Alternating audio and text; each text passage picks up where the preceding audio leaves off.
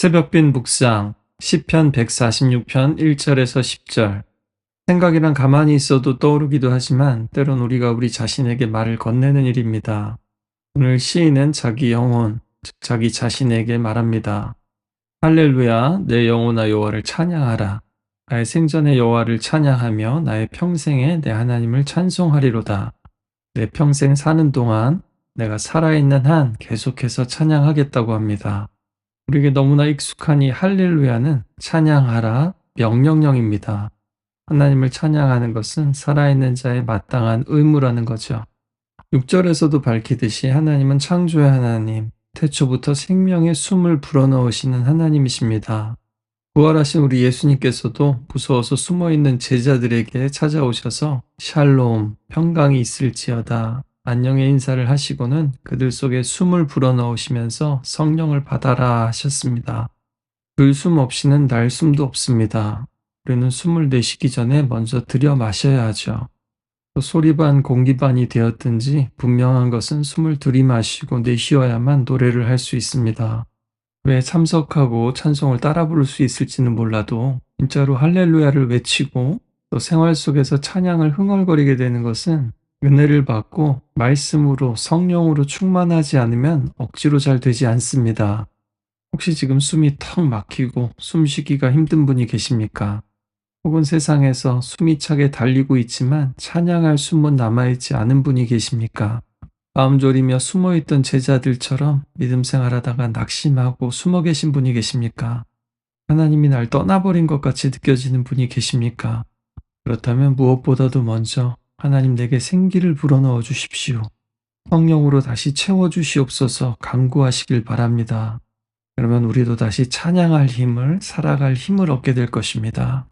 3절 이하에는 귀인들을 의지하지 말고 도울림이 없는 인생도 의지하지 말라고 합니다.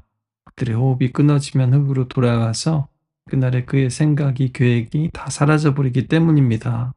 힘있고 능력 있는 사람도 선한 마음 가진 사람도 결국에는 다 숨이 끊어집니다. 이 땅에서는 언젠가 흙으로 돌아갈 유한한 존재죠. 때로는 선한 사람들이 있고 우리가 도움을 받을 때도 있습니다. 하지만 그 어떤 사람도 우리를 구원하지도 영원한 생명을 주지도 못합니다. 약속을 깨고 배신하는 사람들, 의리 없는 사람들, 등 돌리고 모르쇠하는 사람들이 참 많죠. 반면에 돕고 싶은 마음이 있고 의지가 있어도 도와줄 수 없는 일들이 이 세상엔 아직도 너무나 많습니다. 그런데도 우리는 끊임없이 사람에게서 구원을 기대합니다. 문제 해결이든 타인의 인정이든 경제적인 도움이든 인생의 의미까지도 말입니다. 그 순간 우리 인생에 하나님이 계셔야 할 자리를 다른 사람에게 내어주고 있는 겁니다. 이것은 우상과 다를 바 없죠. 그렇다고 사람을 하찮게 여기거나 인간관계를 싹 다 정리하라는 말도 아닙니다. 나의 인생과 운명, 존재와 영원, 구원을 걸 만한 분은 오직 하나님뿐이시다. 그러니 궁극적으로 사람을 의지하지 말고 오직 하나님만 의지하라는 겁니다. 김현승 시인은 감사하는 마음, 그것은 곧 아는 마음이다. 내가 누구인가를, 그리고 주인이 누구인가를 깊이 아는 마음이다. 이렇게 썼습니다. 그렇습니다. 하나님을 찬양한다는 것은 우리가 의지해야 될 대상이 누구인지를 분명히 아는 것입니다. 5절에선 야곱의 하나님을 자기의 도움으로 삼으며 여호와 자기 하나님에게 자기의 소망을 두는 자는 복이 있도다. 이렇게 노래합니다. 지난 주일에 하나님께서 캐스팅하신 라인업을 한번 살펴보았었죠. 장자우선인 세상에서 차자인 야곱을 취하셔서 하나님은 이스라엘을 만드셨습니다. 그는 당시 세상에서 에서가 가진 남성성을 가지지 못했을지 몰라도 하나님의 축복을 갈망하는 데 있어서는 에서를 능가했습니다. 반면 에서는 결국 눈에 보이는 아버지를 의지하고 아버지에게 잘 보이려고 했지만 하나님은 경홀히 여겼습니다. 하나님은 가볍게 여기고 무시한 겁니다. 그랬더니 결국에는 그 장자권을 잃고 아버지 이삭조차 원망하고 맙니다.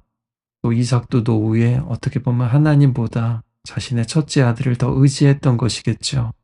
사냥해서 자신에게 진미를 갖다 바치는 아들을 말입니다. 이렇게 똑같은 현실 속에서, 같은 가정 속에서도 어떤 사람은 사람에게 기댔다가 무너지고 어떤 사람은 하나님을 붙잡고 일어섭니다. 이게 바로 야곱의 이름이고 야곱의 하나님이 하시는 일입니다. 형의 발꿈치가 아니라 결국에는 하나님을 붙잡은 자 말입니다. 우리도 우리 자신에게 실망할 때도 있겠지만 야곱이 하나님을 붙잡는 것 이상으로 야곱을 붙들고 빚어가신 하나님을 신뢰하기에 우리는 낙심하지 않고 어떤 어려움도 견뎌낼 수 있습니다. 야곱의 하나님은 그냥 전지전능하신 하나님, 사랑의 하나님, 정의의 하나님이 아닙니다. 시인은 하나님을 아주 구체적으로 기술합니다.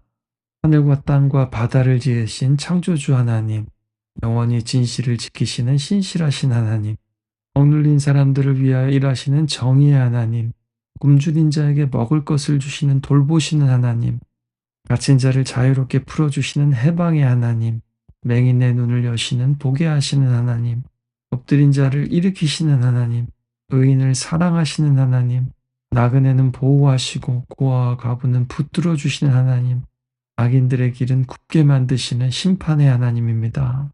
결국 하나님의 은혜는 우리가 가장 어둡고 비어있고 고통받고 연약할 때 가장 분명하게 드러납니다. 하나님은 우리가 세상에서 밀려나 있을 때 우리를 찾아오십니다. 여러분도 돌아보시면 내가 잘 나가고 다 할 수 있다 그럴 때가 아니라 낙심과 절망 가운데 있을 때 하나님을 만나시지 않았던가요? 사람은 도움을 주다가도 지치지만 하나님은 그 자리를 떠나지 않으십니다. 만약 여러분이 교회에 다니는데도 하나님이 실감나지 않는다면 이렇게 구체적인 하나님이 아니라 추상적인 하나님만을 알고 있는 것은 아닌지 돌아봐야 됩니다. 이제라도 하나님을 만나고 또 경험하고 싶다면 하나님이 바로 지금 여기 우리 현실 속에 역사하실 수 있다라는 것을 믿고 또 작은 것 한 가지라도 구체적으로 실제적으로 반응하고 행동하면 됩니다. 또 그렇게 해서 하나님을 만난 분들은요. 하나님의 시선으로 우리도 낮은 곳을 바라보고 하나님의 마음이 머무는 곳에 우리의 발길도 머무를 수 있어야 합니다.